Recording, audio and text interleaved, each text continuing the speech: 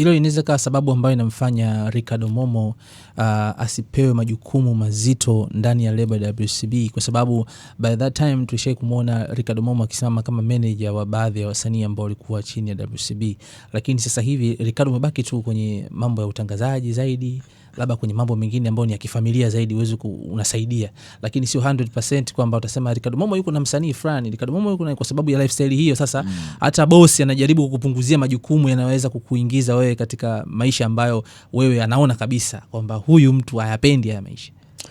Hapana, hiyo inaweza kuwa sababu moja wapo, lakini ukiachana na kidini pia kuna sababu za kibinadamu. Unajua mwanadamu anapofanya kazi anahitaji apate feedback nzuri.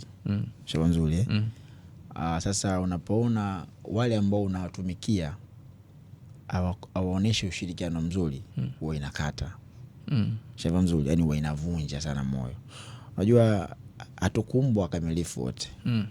Maana kuwa team maana yake Ricky. Team maana yake sio wote mtatoa 100% ya kitu. Team maana yake wapo watakayetoa mpaka 10%. Wapo kwenye team. Lakini ile 10 yao zingine ndio inaimarisha kuwa team bora. Shauri nzuri. Sasa mtu akiwa anaidharau ile 10 yako ama 20 yako, maana yake inamvunja moyo yule mtu. Hata ile 10 anaweza siitoe. Shauri nzuri. Ndicho ambacho mimi kichonifanya nikakata tamaa katika upande wa wasanii. Kwa sababu mimi wasanii wote naona Wasafi wote unaona wote mimi nimewasimamia. Kwa sababu mimi sikujitoa, sikuwa kama meneja wa msanii fulani. Nilikuwa meneja wa wasanii wote. Okay. Vizuri. Kwa kila msanii anayekuja, kwa sababu lebo ilikuwa na ndugu yangu mimi, kuna simama mimi kama mimi. Sasa wasanii kuna hatua akifika wa kibinadamu. Unajua kila mwanadamu, sio kila mwanadamu atakuwa ana roho ya imani ama kuangalia wapi alipotoka. Kila tu akifika na kuwa naamini kwamba yani wanasahau kuona jitihada zako. Shauri nzuri, wanasahau kuona mchango wako.